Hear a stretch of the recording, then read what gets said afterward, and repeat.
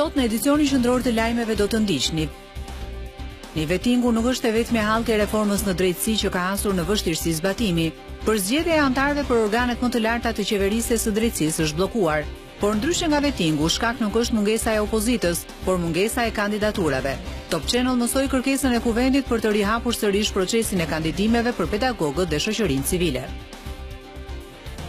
Ekonomia shqiptare ende prodhon borxh nëpër masa të mëdha pa mundur ta rikuperojë. Disa ekspertë fajsojnë sipërmarrësit që nuk dinë të menaxhojnë kompanitë e tyre, ndërsa të tjerë lidhin borxhin e keq me sjelljen e agjencive qeveritare, kur vendosin gjobat apo taksat. Ekspertët japin këshilla, por tregojnë edhe për gabimet që nuk duhen bërë. Neve duhet kemi parasysh që jo çdo gjë zgjidhet çdo 4 ose 5 vjet me amnisti fiskale. Problemet e fundit të disa futbollistëve, sa me dëmtimet dhe sa me mungesën e aktivizimeve, e kanë pezmatuar trajnerin e kombëtares Gianni De Biasi.